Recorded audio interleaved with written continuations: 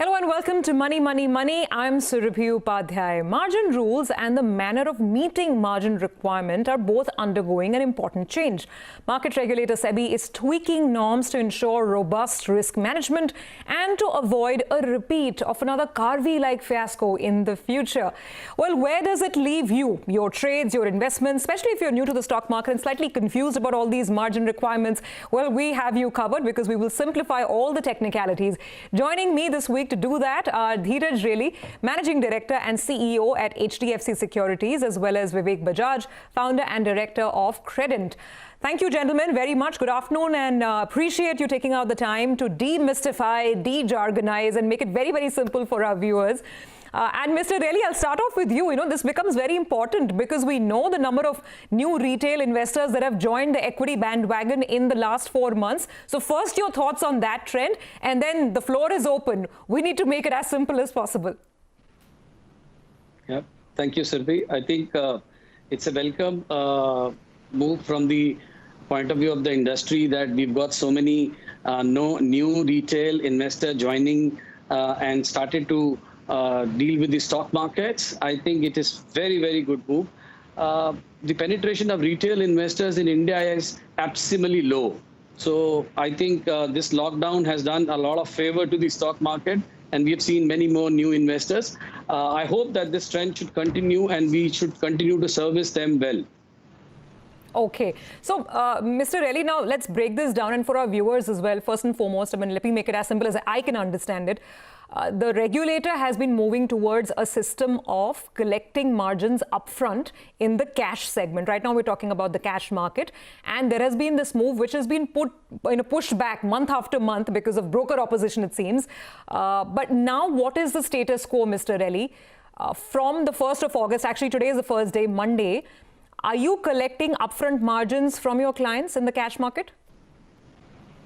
So, Surabhi, to answer your question, we've always been collecting upfront cash margins from our customers in bank-based brokerage houses. The model works whereby we would lock the entire amount before going ahead and processing any transaction for our customers. So, to that extent, we have been fully compliant. Yeah, some of the other brokerage houses who are non-bank-based brokerage houses, they were allowing customers to operate and transact without margins or without adequate margins. I won't say without margins, but adequate margins. So now they will have to collect the cash margins. Actually, the circular about collecting the upfront cash margin is in place with effect from January 2020. It's just that the penalty is not there, and that penalty is pushed to 1st September. Otherwise, collection of upfront cash margin is in place, and reporting at client level is also in place. Okay, now that's at the bank-led brokerages, as Mr. Really points out, and that's what HDFC Securities is. But let's find out what the trends elsewhere are also like. Vivek, welcome to this conversation. Before I throw the same question to you, I want to take one more step back. Let's make it even simpler. When we say margin, spell out the different types of margins. There are these words, VAR, ELM, span margin. So just explain to us what's at play here. Yeah, so Surabhi, it's actually pretty simple. If you understand why this margin concept is there. So when someone is buying share from the exchange, the obligation will happen after T+2. That's the settlement cycle we all follow. But there is always a risk of the counterparty not obliging the settlement. Now, to protect the whole industry, the whole ecosystem against that, and I'm talking from a cash market perspective, there is a margin concept introduced. Now, margin has predominantly two components. One is a dynamic margin, and another is a static margin. Now, dynamic margin is dependent on the volatility of an instrument. So say an instrument where daily volatility is 2%, the margin will be lesser vis-a-vis an instrument where there is a volatility of 5%. Why? Because there is a risk associated with the trade position which the person is carrying. So a simple form is the initial margin, which is a VAR margin, which is called value at risk. Is the risk the system is carrying because of the position of the counterparty. And that counterparty could be anyone, could be buyer as well as the seller of the underlying. So that's like the dynamic margin, which keeps on updating based on the volatility changes of an instrument. The other is more static in nature. That's called extreme loss margin. which is actually defined by the regulator and which is defined by the exchange on a periodical basis. But that's like protecting a major flow of risk in the system. So both together will define the margin requirement in the cash segment. And if we talk about the derivative segment, pretty much the same logic, but the nomenclature is different. One is the initial margin, which is the span margin, which is more at a portfolio level or cumulative derivative position level. Another is an exposure margin, which is more oriented towards the kind of exposure you as an individual has in the system. So the thought process is pretty much the same, a dynamic margin and a static margin. Okay. So now for the purpose of this conversation, we are restricting it to the cash side. We're not talking futures and options, which is why the margins that we discuss are going to be the VAR and the ELM, the extreme loss margin and the value at risk margin. Now, Vivek, let's simplify it. Examples work best. So as Mr. Relly explained, that right now the margin has to be collected upfront, but there is no penalty. What does that mean? If I want to execute an order, I want to buy stock A worth 1 lakh rupees, how much will you ask me to pay upfront? Will you as my broker pay it on my behalf? Will it have to come from me? How does the system work? So, a broker will always have to pay to the clearing corporation based on the rules defined by the clearing corporation, because clearing corporation responsibility is to make sure that the risk associated with that trade is nullified, and they will take the money from the broker. Now, till date, the broker had an option to give extra leverage or extra leverage to the client to pay the requisite margin. Now, that leverage will reduce significantly because of the current changes. So let's take an example. Say if you want to buy 1 lakh value worth of Reliance today. So before this change in regime, you need not pay any margin. So you bought today and say, for example, you sold today, which was perfectly fine in the current regime. And say you made a profit, you take the profit home. Or if you make a loss, you will compensate for the loss either today or by tomorrow. You will have to compensate for the loss. And that's how the traditional brokers have been following. If you talk about the bank-based brokers like SEBI Securities or discount brokers, they have always tried to follow the clear guideline defined by the regulator. But in terms of other brokers, we always had this extra advantage of providing certain extra facility to the client in case there is no restriction of putting the margin. But now that restriction is now getting set in the system in the form of penalty. Okay, so that's where, the discipline maybe perhaps comes in. And Mr. Relly, this is the question to you then. So effectively, is this really going to reduce leverage in the system? Can a broker at all fund a client's margin liability now, or is that completely a no-no? So Surabhi, this would vary from various types of the transactions. Let me first give you a perspective on the intraday transactions, which is where we have a large volume. If you look at the volume for Q1 FY21, if my memory supports me right, it was somewhere 34,76 crores. Okay. And out of that, delivery volume was just 6,68,000 crores. Okay, that's just 19% in delivery and 81% in the intraday. That's why I'm talking about the intraday first, and then I'll, if time permits, I'll cover more. In intraday, since the upfront collection of margin got into place with effect from January 1st, our interpretation and understanding is that you can't give leverage to the customer beyond 4x. Okay. Whereas in the industry is still giving leverage up to 40, 50x also, which means, if you have a 2,500 rupees with you, you can buy shares worth 1 lakh rupees in an intraday. Because why this is so? Because today the reporting is done at the end of the day. Now, from December 1st, 2020, reporting will be done on the basis of peak margins. So it would start with the 25%, and SEBI has provided a roadmap up to November 21, where it will go up to 100%, November 2021.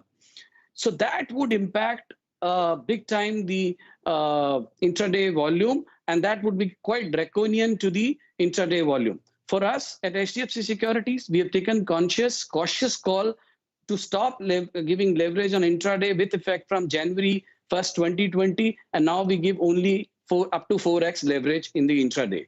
It is prevailing, but it would have its own impact. Coming to the delivery transactions, if you're buying today, you are supposed to give 20% margin, VAR plus ELM margin. That's what, as per SEBI new guidelines and FAQ given by the National Stock Exchange, we are obligated to collect 20% from the customers. We were really worried to collect VAR plus ELM because it varies from stock to stock level. So it is a big breather what we got from the SEBI, that we need to collect only 20% from our customers. So like bank-based brokerage, they block 100% and debit it on T day or T+1 day, depending upon their risk management. But in case of other brokerage houses, they can collect 20% and still go ahead with the transaction. To that extent, some leverage is available, but T+2 settlements obligations must be met. There are products like there are a couple of products, Surbi, where the leverage can extend up to T+5, actually T+7, because the settlement plus 5 days, that is called a T+5 kind of a product. And then you have a margin trade facility where you can give a larger leverage in the cash segment also. Like at HDFC Securities, we do provide T+2 70 days leverage in margin trade facilities. There the margins are much higher than the VAR and ELM margins also. It's almost 3x of the VAR and ELM margins. So they are higher than 20%. So that's why we are fully compliant on that space also. So just very quickly, because I'm trying to crunch some questions on time. So Vivek, if you could sort of come in on this, is there going to be a differentiation now between brokers? I mean, bank-based brokers, as Mr. Relly explained, they have some products where higher leverage is possible. What happens to the discount brokers? Basically, as a client, will there be a distinction on who can give me more leverage and who can't? Shouldn't it be standardized across the industry? I think pretty much this change in rule is kind of doing standardization work only.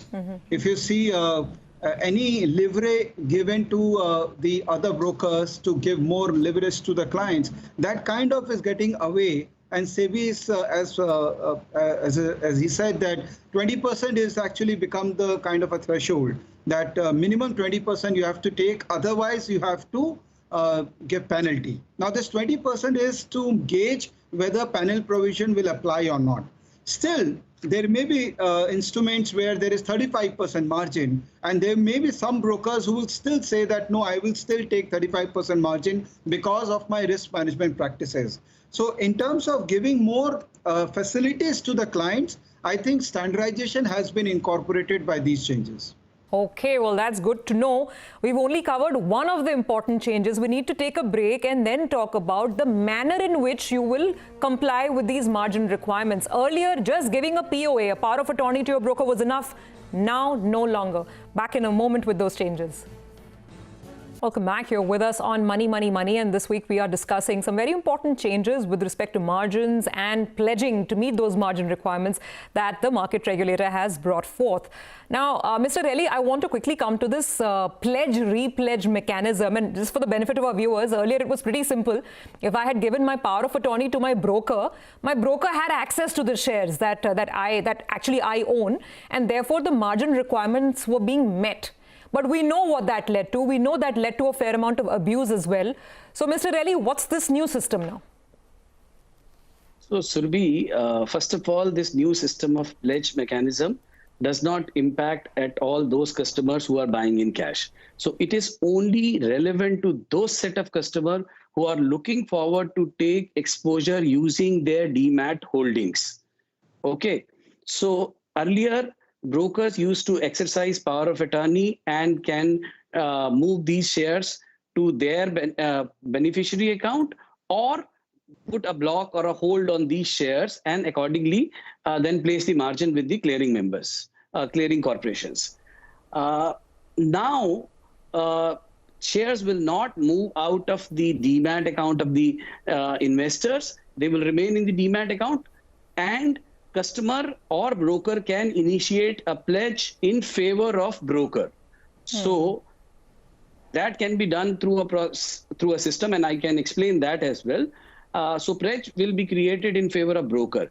Now broker can repledge these shares to the clearing corporation to meet the investor's margin obligations. That is called repledge. So that's how it will work. This system would bring in a lot of transparency in the system because customers will be able to see their shares. It would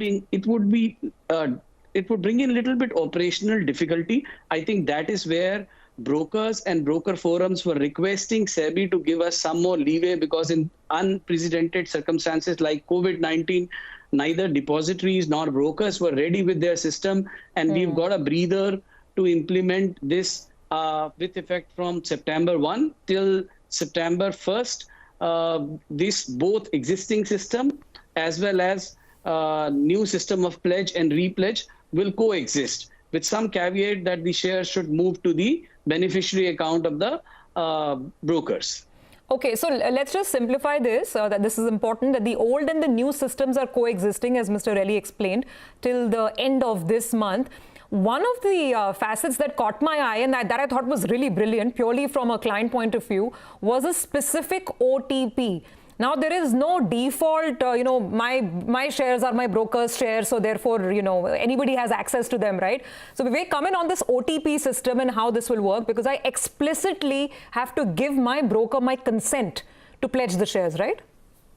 Yeah, absolutely. So, you in your Demat account login, you will get that window where if you want to pledge any particular holding, you will actually instruct the Demat company, CDSL and NSDL, and they will then forward that instruction to the broker to pledge it to the exchange. And there is an OTP mechanism which is taking a confirmation for you for each and every transaction. So that whole process of automated approval is now getting negated with POA getting modified, and every transaction would need a verification from you. Okay, that's how it's going to play out. Mr. Relly, you were telling us that, you were explaining how exactly the transaction is going to sort of play out, and whether it has any impact on current customers who haven't met that 20% margin requirement. So maybe an illustration that would help? So margin requirement and pledge requirement are two different things. Do not mix these two things. Margins, we've not covered the BTST and STBT. If you want, I can cover that later. But just to give you a perspective on the pledge and repledge, once again, it is to be those customers who are looking forward to leverage or use their Demat holdings. So they will place this as a margin. It's not question of cash or even FNO. Even in the case of derivatives also, customers who are looking forward to do buying and selling of future contracts or option writing, they have a liberty to give cash margin, FDs as a margin, or give shares as a collateral as a margin. In that case also, earlier broker would debit or put a block or a hold on Demat holdings of the customers and use them as collateral. Now, they will have to use the pledge mechanism, and the pledge mechanism, as Vivek mentioned, will work on the basis of the OTP. OTP can be initiated by the customer, can be initiated by the brokers. It would be done through the depository, CDSL and NSDL. So to that extent, customer will log in with the PAN number, validate, authenticate the pledge request with the OTP. Once it is done, then the limits will be granted. So the difference is, earlier the limits were given in a fraction of seconds. Now it would take some time, and that's where Surbi, people are both depositories as well as brokers are testing these systems. We will only get to know in next few days how fast it can work, how efficiently this system can work, but it won't be as efficient as the conventional system of putting block or hold or moving shares to the beneficiary account of the brokers. Well, got that, but I guess perhaps it's par for the course. Maybe it's for the better, because yes, new systems take time to settle in, but if it increases safety, if it avoids abuse and misuse, then perhaps it is really in the best interest. Gentlemen, final thoughts coming in, and I want both of you to give maybe one idea, tip, safety advice to a lot of people who are new to the market, whether they're trading or investing. Vivek?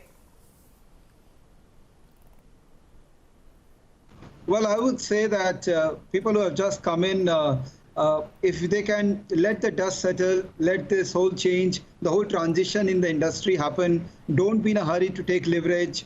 Don't be in a hurry to pledge your underlying, because you are new in the system. You still need to learn the whole art and science behind the market, how things operate. And the whole industry is going through a massive transition.